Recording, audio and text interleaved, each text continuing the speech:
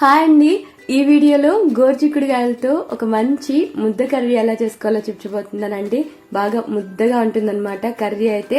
ఇది మనము రైస్తో పాటైనా లేదా చపాతీ, పూరి, దోశ లాంటి వాటితో పాటు కూడా తినచ్చు. చాలా చాలా బాగుంటుంది. ఒక్కసారి ఇప్పుడు నేను చూపించే విధంగా ట్రై చేసి చూడండి. మీరు తప్పకుండా మళ్ళీ ప్రిపేర్ చేసుకుంటారు. ఫస్ట్ అయితే ప్యాన్లోకి 1 టేబుల్ స్పూన్ ఆయిల్ తీసుకోండి. ఆయిల్ కాస్త లైట్గా వేడైన తర్వాత నేను ఇక్కడ 1/2 kg వరకు గోరుచిక్కుడుకాయలని కడిగి ఈ విధంగా కాస్త పెద్ద ముక్కలుగా కట్ చేసుకున్నాను. వాటిని అయితే యాడ్ చేసుకుంటున్నానండి ఆయిల్లోకి. ఇప్పుడు ఇందులోకి కాయలకి సరిపడా మనం ఉప్పుని యాడ్ చేసుకోవాలి. అలాగే ఒక చిటికెడంతా పసుపు వేసేసుకోవాలి. ఇప్పుడు వీటన్నిటిని బాగా వేగనివ్వాలన్నమాట మనం ఆయిల్లో. ఇలా మనం ఫ్రై చేసుకుని చిక్కుడుకాయల పైన లైట్గా రంగు మారాలి. అలాగే మనకు కాస్త వేగితే ఎలాగైతే కనిపిస్తాయో ఈ విధంగా అయిపోవాలన్నమాట.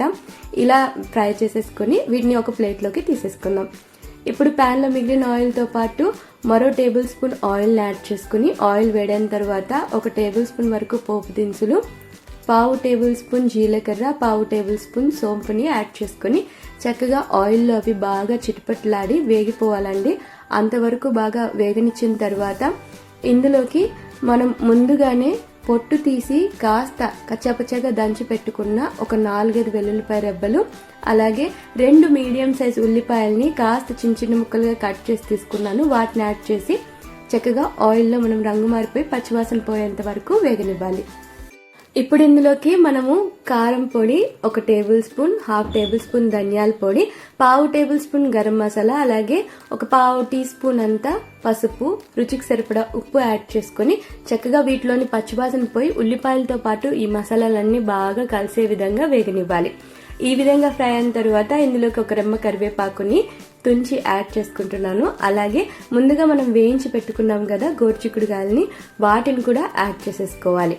ఇప్పుడు ఇందులోకి 2 టేబుల్ స్పూన్ల వరకు బాగా చిన్న ముక్కలుగా తురిమేసుకున్న పచ్చి కొబ్బరి తురుము యాడ్ చేసుకోవాలండి. ఇలా యాడ్ చేసిన తర్వాత మొత్తం అంతా బాగా కలిసేలాగా మిక్స్ చేసుకుంటూ కలిపేసుకోవాలి.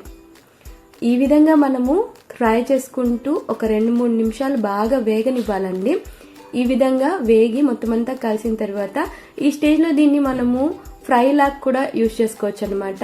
కానీ మనం ఇప్పుడు చేయబోయేది ముద్దకూర కాబట్టి ఇందులోకి ఒక మీడియం సైజ్ గ్లాస్ అంతా వాటర్ని యాడ్ చేసి దీన్ని మొత్తం కలిపిన తర్వాత మూత పెట్టి 5 నిమిషాల వరకు మీడియం ఫ్లేమ్ పైన ఉడికించుకోవాలి.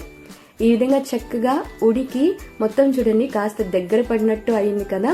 కాయల్లో కూడా మొత్తం అంతా బాగా పొళ్ళు కూడా పట్టేస్తాయి అన్నమాట. ఇలా ఉడికిన తర్వాత ఇందులోకి 2 టేబుల్ స్పూన్ల పల్లీల్ని వేయించి ఇలా పొడి కొట్టి తీసుకోండి. ఆ పొడిని యాడ్ చేసుకోవాలి. అలాగే కాస్త కొత్తిమీర తరుగు వేసేసి మొత్తం కలిసేలాగా మిక్స్ చేసేసుకుని మరో 2-3 నిమిషాల వరకు మీడియం లేదా హై ఫ్లేమ్లో మనము దీన్ని కలుపుకుంటూ ఉడికించుకున్నట్లయితే సరిపోతుందండి. మొత్తం ఈ విధంగా మనకు మంచి ముద్దగా కర్రీ అయితే రెడీ అయిపోతుంది. చక్కగా ఈ గోరుచిక్కుడుకాయలు కూడా ఉడికిపోతాయి అన్నమాట. చాలా బాగుంటుందండి ఈ కర్రీ. రైస్తో పాటైనా లేదా చపాతీ, పూరి, ఇంకా టిఫిన్స్, దోశ లాంటి వాటితో కూడా బాగుంటుంది. ట్రై చేయండి. నచ్చినట్టయితే లైక్, షేర్, ఇంకా కామెంట్ చేయండి. అలాగే ఛానల్ని సబ్స్క్రైబ్ చేసేసుకోండి.